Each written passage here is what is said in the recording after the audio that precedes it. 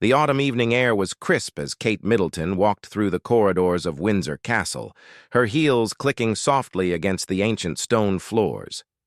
She had been living this royal life for over a decade now, but tonight felt different. There was an electricity in the air, a tension that made her stomach twist with unease. William had been acting strangely for weeks. She noticed how he would end phone calls abruptly when she entered the room, how his jaw would tighten whenever Camilla's name was mentioned, and how he had been spending long hours in private meetings with his father's advisors. Kate had learned to read her husband's moods like a map, and right now, all roads led to trouble. The day had started normally enough. Kate had taken the children to school, attended a charity meeting for her Early Childhood Development Foundation, and returned home to find William pacing in his study. His usually perfectly styled hair was disheveled, and there were papers scattered across his desk that he quickly covered when she entered. "Everything all right, darling?" she had asked, approaching him with the careful grace she had perfected over years of royal protocol. "Fine," he had replied too quickly, his blue eyes not quite meeting hers. "Just some administrative matters with the estate." But Kate knew better. She had seen those same papers before, glimpsed them during hurried conversations between William and his private secretary. They weren't about estates or royal duties. They were about Camilla, and whatever was written on them had been keeping her husband awake at night. The royal family had always been a complex web of relationships, traditions, and unspoken rules. Kate had navigated these waters carefully since joining the family. She had learned when to speak and when to remain silent, when to support and when to step back. But lately, she felt like she was walking through a minefield blindfolded. Camilla had been queen consort for nearly 2 years now, and while the public had largely accepted her, Kate sensed there were still undercurrents of tension within the family. Charles adored his wife, that was clear to everyone. But there were others who harbored reservations, old wounds that had never quite healed from the turbulent years when Diana was still alive. Kate remembered the stories William had shared with her during their early courtship, late nights when he would open up about his mother, about the pain of those final years, about watching his parents' marriage crumble while the world watched. He rarely spoke of those times now, but Kate could see how they had shaped him, how they influenced every decision he made as a husband and future king. The invitation to dinner had come that morning, delivered by one of Charles's personal staff. A small, intimate gathering, the note had said. Just family. But Kate knew there was nothing small or intimate about any royal gathering. Every word, every glance, every gesture would be analyzed and interpreted. As she dressed for dinner, Kate had chosen her outfit carefully. A navy blue dress that was elegant but not ostentatious, jewelry that was traditional but not flashy. She had learned that in royal circles, what you wore spoke volumes before you even opened your mouth. William had been quiet during the drive to the castle, his hands gripping the steering wheel tighter than usual. He had always been protective of Kate, shielding her from the harsher aspects of royal life, but tonight she sensed he was struggling with something he couldn't protect her from. "Will," she had said softly as they approached the castle gates, "whatever happens tonight, we face it together." He had looked at her then, really looked at her, and she had seen something in his eyes that made her heart race. Not fear, exactly, but a steely determination that reminded her of the man who had proposed to her in Kenya all those years ago, the man who had promised to love and protect her no matter what storms lay ahead. Now, as they waited in the drawing room for the others to arrive, Kate watched her husband closely. He stood by the window, looking out at the gardens where he had played as a child, where his mother had walked with him and Harry during those precious moments when they could just be a family instead of royal obligations. Charles arrived first, looking every inch the king in his perfectly tailored suit. Behind him came Camilla, elegant in cream silk, her smile warm, but her eyes alert. Kate had always found Camilla to be kind in their personal interactions, but tonight there was something different about her demeanor, a nervous energy that seemed at odds with her usual composed confidence. "Catherine, my dear," Charles said, kissing Kate's cheeks in greeting. "You look lovely as always." "Thank you, Your Majesty," Kate replied, the formal address feeling strange even after all these years. In private moments, he was simply Charles, a man who doted on his grandchildren and worried about his sons. But tonight, formality seemed necessary, as if they were all playing roles in a drama whose ending had not yet been written. Camilla approached next, her perfume a subtle blend of jasmine and rose. "Catherine," she said warmly, "I'm so glad you could join us tonight. There are some matters we need to discuss as a family." The way she emphasized the word family sent a small chill down Kate's spine. She glanced at William, who had turned from the window and was watching the interaction with intense focus. Dinner was announced, and they moved to the smaller dining room, the one reserved for intimate family meals. The table was set with the finest china and crystal, candles flickering in silver holders, everything perfect and precise as always. But Kate couldn't shake the feeling that this was the calm before a storm. As they took their seats, Kate noticed how Camilla kept glancing at Charles, small looks that seemed to communicate something important. Charles appeared nervous, too, unusual for a man who had been in the public eye his entire life. He kept adjusting his cufflinks and clearing his throat, signs Kate had learned to recognize as indicators of royal anxiety. The conversation started normally enough. Discussion of the children's progress in school, upcoming royal engagements, the weather. But Kate could feel the tension building with each passing minute. William barely touched his food, and she found herself reaching for his hand under the table, offering silent support for whatever was coming. It was during the main course that Charles finally cleared his throat and set down his fork with deliberate precision. "There's something we need to discuss," he began, his voice carrying the weight of decades of royal responsibility. "Something that affects all of us, but particularly William and Catherine." Kate felt her heart begin to race. She glanced at William, whose jaw had tightened almost imperceptibly. Whatever this was about, he had been expecting it. "Recent events have made it necessary for us to address certain arrangements," Charles continued, choosing his words carefully.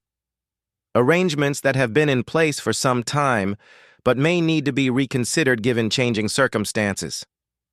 Camilla reached for her wine glass, her hand trembling slightly.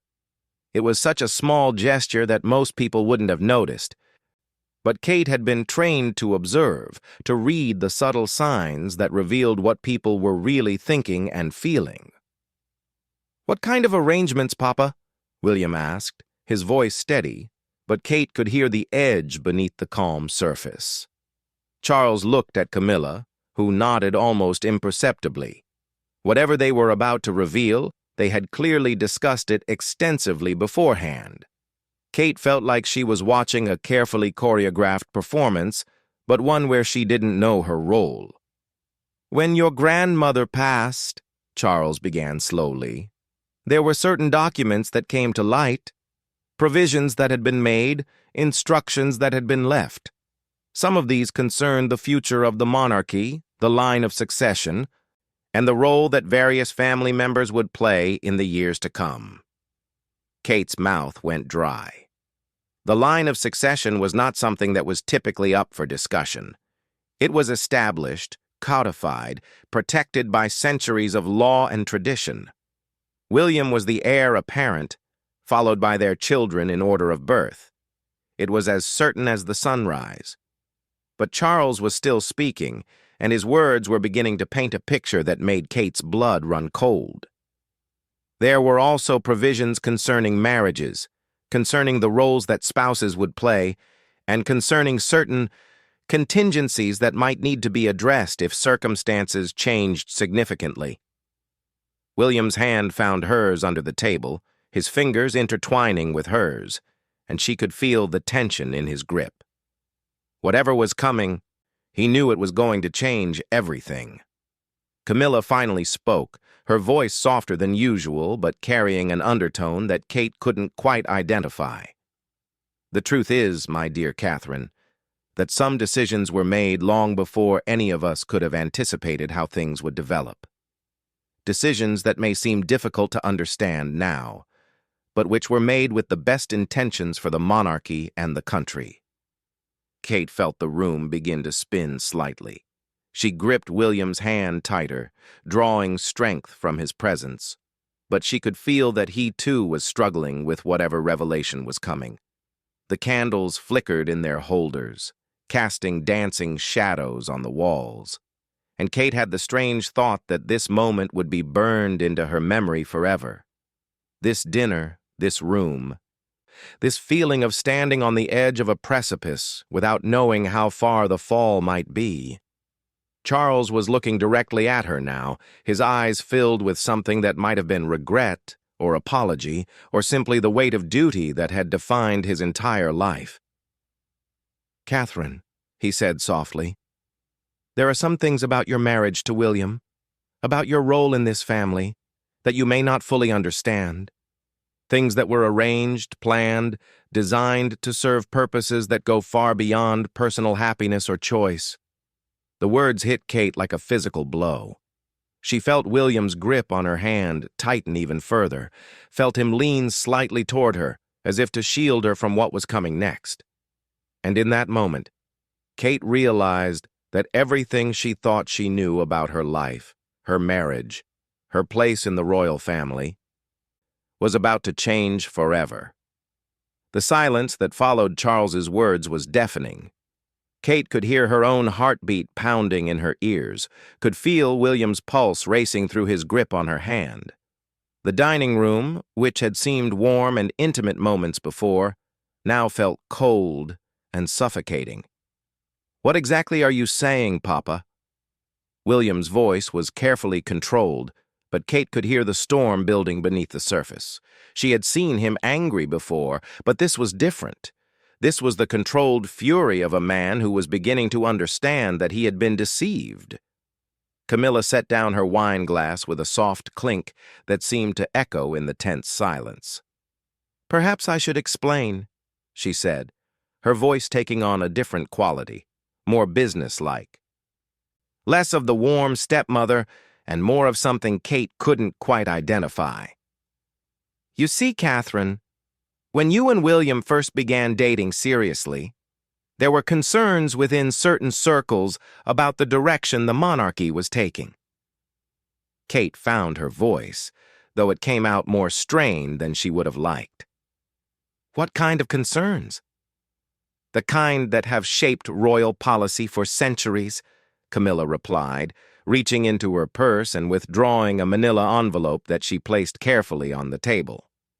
"The monarchy has always been about more than love, more than personal choice. It's about alliances, about public perception, about ensuring the continuation of the institution itself." William released Kate's hand and leaned forward, his eyes fixed on the envelope. "Those documents you've been hiding from me. They're in there, aren't they?" Charles nodded slowly. "Son, you must understand that everything we did was to protect you, to protect the family, to protect the crown. When it became clear that you were serious about Catherine, certain measures had to be taken to ensure that the relationship would serve the greater good." Kate felt as though she were watching this conversation happen to someone else. The words were floating around her, but they didn't seem real. "Measures? What kind of measures?" Camilla opened the envelope with careful precision, withdrawing a stack of documents that she spread across the table between the dinner plates and flickering candles. Kate could see official seals, legal language, signatures that looked disturbingly familiar. "Background checks, of course," Camilla said matter-of-factly. "Financial investigations, psychological evaluations, family history research going back 5 generations. Standard procedure for anyone entering the royal family at your level." I knew about those, William said tersely. Every royal spouse goes through security clearance. Yes, Camilla agreed. But what you didn't know was the extent of the guidance that was provided to ensure the relationship developed in the most beneficial way possible. Kate stared at the documents, trying to make sense of what she was seeing. There were photographs of her from university, reports on her family's financial situation, detailed analyses of her personality and behavior patterns. But there were other things, too, things that made her stomach turn. These are surveillance reports, she said slowly, her voice barely above a whisper. From before William and I were even engaged, some of these date back to when we were just friends. Comprehensive monitoring was necessary, Camilla explained, with the same calm tone she might use to discuss the weather. We needed to understand not just who you were, but who you might become, whether you could be molded into the kind of consort the monarchy needed. William's chair scraped against the floor as he stood abruptly. Molded? You were monitoring my girlfriend, manipulating our relationship? And you talk about molding her like she's a piece of clay? Sit down, William, Charles said firmly, using the voice that had commanded obedience when William was a child. There's more you need to understand. But William remained standing, his hands clenched at his sides. Kate had never seen him look so angry, so betrayed. How much more could there possibly be? You've been spying on the woman I love, treating our relationship like some kind of royal breeding program. What else could you have done? Camilla's expression shifted then, becoming something harder, more calculating.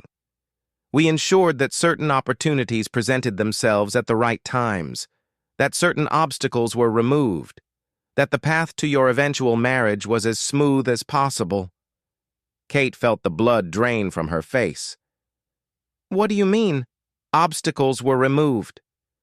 Your relationship wasn't without its challenges, Camilla continued, consulting the documents in front of her. There were other young women who caught William's attention. There were times when your own commitment wavered.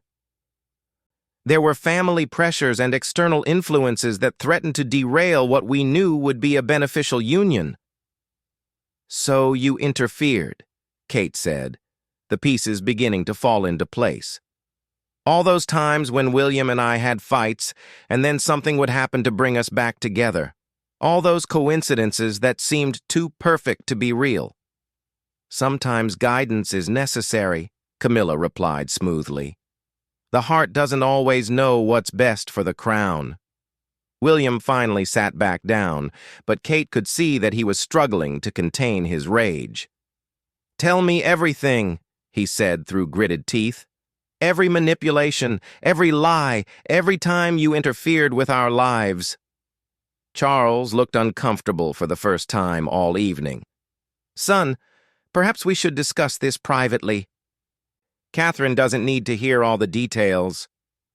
No, Kate said firmly, surprising herself with the strength in her voice. If this is about my life, my marriage, then I absolutely need to hear every detail. I want to know exactly what you did to us. Camilla shuffled through the papers, selecting specific documents. Very well, let's start with university, shall we? That friend of yours, Isabella, who encouraged you to break up with William during your second year. Do you remember how she suddenly received that internship in New York and had to leave immediately? Kate's blood ran cold. Isabella had been her closest friend, the one person who had consistently warned her that William was too complicated, that royal life would never make her happy. Her sudden departure had devastated Kate and left her vulnerable to William's eventual reconciliation attempts. That internship was arranged, Camilla continued. Quite expensive, actually, but effective. We couldn't have someone filling your head with doubts at such a crucial time. You destroyed my friendship, Kate whispered, feeling sick. We protected your future, Camilla corrected. And what about that job offer you received from that magazine right before William proposed? The one that would have required you to move to Paris for 2 years? Do you really think it was a coincidence that the position was suddenly eliminated? Kate remembered that job, remembered how excited she had been about the opportunity, how torn she had felt between her career ambitions and her relationship with William. The disappointment when the offer was withdrawn had sent her straight into William's arms, making his proposal feel like a lifeline rather than a choice. "You manipulated everything," she said, her voice growing stronger with each revelation. "Every major decision in my life, you had a hand in it." "We ensured that the right decisions were made," Camilla replied calmly. "And it worked, didn't it? You married William, you've given the monarchy 3 beautiful heirs, you've become one of the most beloved members of the royal family. Our guidance was successful." William's voice was deadly quiet when he spoke. "What about my choices? What about my autonomy as a human being, as a man, as someone who thought he was making his own decisions about love and marriage?" Charles leaned forward, his expression earnest. "William, you must understand that kings don't have the luxury of purely personal choices. Every decision you make affects millions of people. We simply ensured that your personal desires aligned with your royal duties." "By lying to me for over 15 years, William shot back. "By manipulating the woman I love, by treating us both like puppets in some elaborate royal theater." Kate was staring at her hands, trying to process the magnitude of what she was learning. Every major moment in her relationship with William, every turn that had seemed like fate or destiny, had been carefully orchestrated by people who saw her not as a person, but as a strategic asset. "There's something else," Camilla said softly, and Kate looked up to see her holding a document that looked different from the others, older, more formal, with seals that Kate recognized as belonging to the highest levels of government. "What now?" William asked wearily. "This concerns your children," Camilla said, and Kate felt her world tilt on its axis. "Our children?" Kate's voice cracked. "What about our children?" Camilla looked at Charles, who nodded grimly. "There were certain arrangements made to ensure that your pregnancies occurred at optimal times for the monarchy. Times when public support needed bolstering, when positive news was required to overshadow other difficulties." Kate stared at them in horror. "You're telling me that my pregnancies were planned by the royal machine? That George, Charlotte, and Louis were conceived according to some kind of publicity schedule?" "Not conceived," Camilla clarified, "but encouraged. Certain medications were adjusted. Certain advice was given by royal physicians. Certain romantic opportunities were arranged to increase the likelihood of conception at strategically advantageous times." William looked like he might be sick. "You interfered with our most intimate moments, our decisions about when to start our family, when to have more children." "The timing of royal births has always been a matter of state interest," Charles said defensively. "We simply provided guidance to ensure that your natural desires aligned with the needs of the crown." Kate felt something break inside her then, some fundamental trust that she had never realized she was carrying. She looked at William, really looked at him, and saw her own devastation reflected in his eyes. "How much of our marriage is real?" she asked quietly. "How much of what I thought was love and choice and partnership was actually just your elaborate manipulation?" "Your feelings are real," Camilla said, her voice taking on what might have been meant as a reassuring tone. "William's feelings are real. The love between you is genuine. We simply ensured that genuine love was allowed to flourish without interference from less suitable influences. By controlling every aspect of our lives," William said bitterly. "By removing our agency, our choice, our fundamental human right to make our own mistakes and find our own way. By ensuring that the monarchy survives and thrives," Camilla replied firmly. "By making certain that when William becomes king, he has the right partner beside him, one who understands her role and can fulfill it effectively." Kate stood up abruptly. her chair scraping against the floor. She needed air, needed space, needed to escape from this room where every truth she had believed about her life was being systematically destroyed. "Catherine," Charles said gently, "please sit down.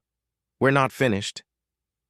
"I think I've heard enough," Kate said, her voice shaking with emotion she was struggling to contain.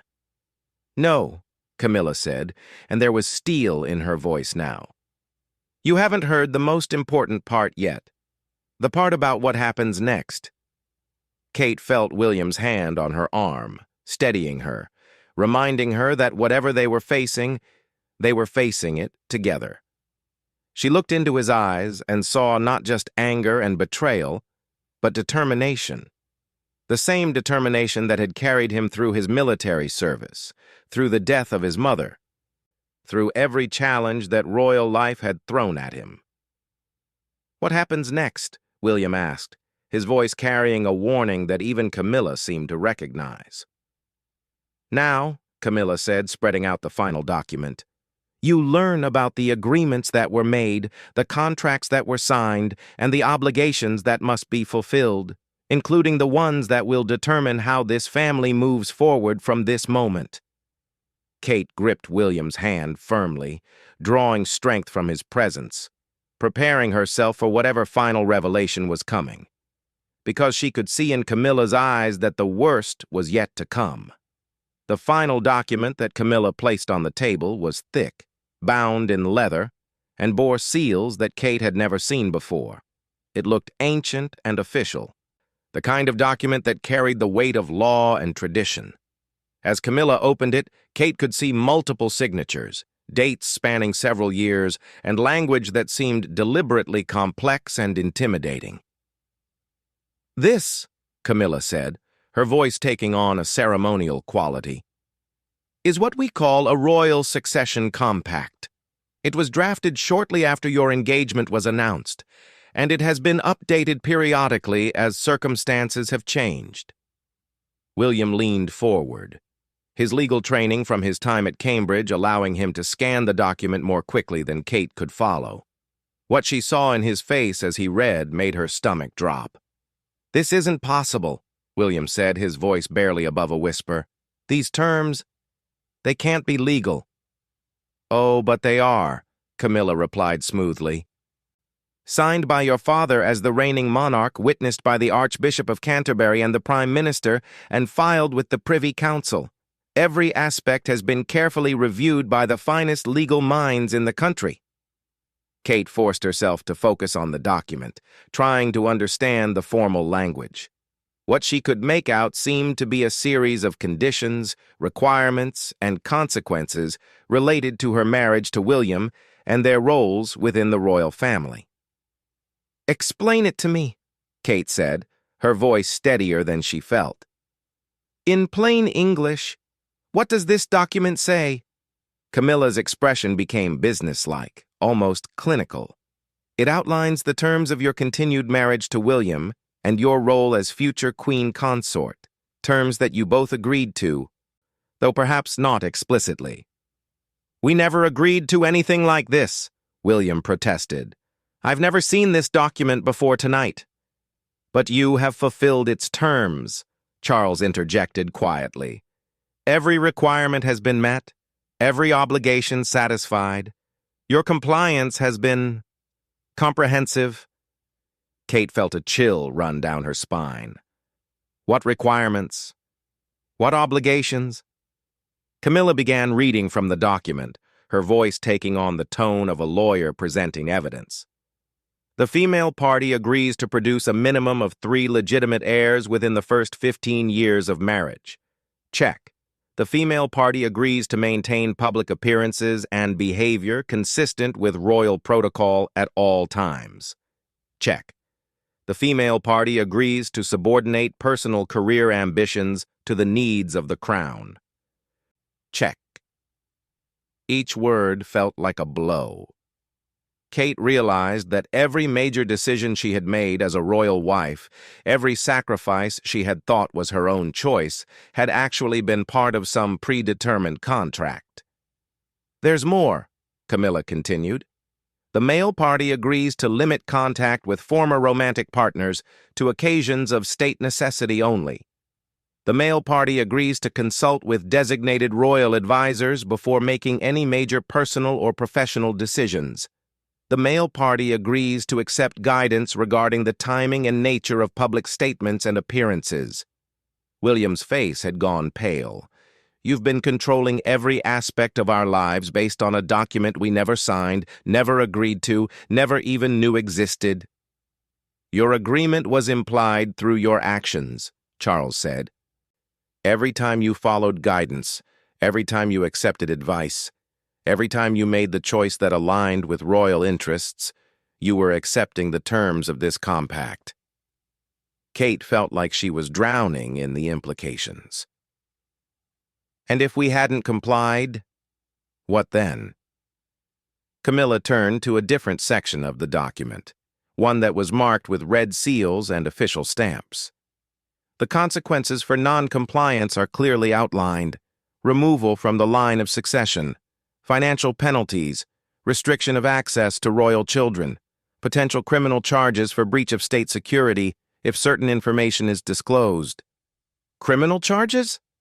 Kate's voice cracked. For what? You've been privy to state secrets, security information, private royal communications, Camilla explained matter-of-factly. If you were to leave the royal family under contentious circumstances, certain measures would need to be taken to protect national security. William stood up so abruptly that his chair toppled backward. This is insane. You're describing a prison, not a marriage. You're talking about blackmail, not royal duty. We're talking about reality, Camilla replied calmly. The reality of what it means to be born to rule, to marry into the institution of the monarchy. Personal freedom is a luxury that royals have never been able to afford. Kate found herself thinking about her children, about George and Charlotte and little Louis sleeping peacefully in their beds, unaware that their entire future was being determined by documents they would never see and choices they would never be allowed to make. Our children, she said quietly. They're bound by this too, aren't they? As future heirs to the throne, they are subject to similar agreements, Camilla confirmed. Their marriages, their careers, their life choices will all be guided by the same principles that have guided yours. Over my dead body, William said fiercely. I will not allow my children to be turned into puppets for your royal theater. You don't have a choice, Camilla said, and for the first time all evening, Kate heard genuine emotion in her voice, not coldness or calculation, but something that might have been regret or even pity. None of us do. This is the price of the crown, William. This is what your grandmother understood, what your father has lived with his entire life, what you must accept if you want to be king. And if I don't want to be king? William asked quietly. The silence that followed was deafening. Charles looked stricken, Camilla appeared genuinely shocked, and Kate felt the world shift beneath her feet. That's not an option, Charles said finally. You were born to this role. You cannot simply walk away. Actually, William said, his voice gaining strength, I think I can. The monarchy exists at the pleasure of Parliament and the people. If I choose to abdicate, if I choose to refuse the crown, there are mechanisms for that. Harry would never accept it, Camilla said quickly. He's made it clear that he wants nothing to do with royal duties. The crown would skip to George, and you would be condemning your own son to a life you're unwilling to live.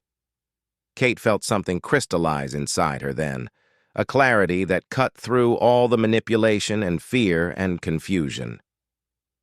She looked at William, really looked at him, and saw not the prince she had married or the future king she was supposed to support, but the man she had fallen in love with all those years ago at university. We have another option, she said quietly, and everyone in the room turned to look at her. Catherine, Charles warned, you need to think very carefully about what you're about to say. I have been thinking, Kate replied, her voice growing stronger with each word. I've been thinking about what kind of life we want for our children. what kind of marriage we want to model for them, what kind of people we want to be. She turned to face Camilla directly, meeting her gaze without flinching. You've spent 15 years trying to mold me into your vision of the perfect royal wife. You've manipulated our relationship, controlled our choices, and treated us like pieces on a chessboard. But here's what you didn't count on. Catherine, please, Camilla said, and for the first time all evening, she looked uncertain. You made us strong, Kate continued. All your tests, all your challenges, all your attempts to control us, they taught us to rely on each other, to trust each other, to fight for what matters most. She reached for William's hand, gripping it firmly, drawing strength from the connection that no amount of royal manipulation had been able to break. And what matters most is not the crown, not the institution, not the centuries of tradition. What matters most is our family, our real family, our children, our love, our right to choose our own path. William's eyes were shining as he looked at her, and Kate could see that he understood exactly what she was proposing.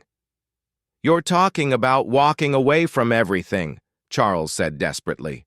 From your titles, your status, your security, your future.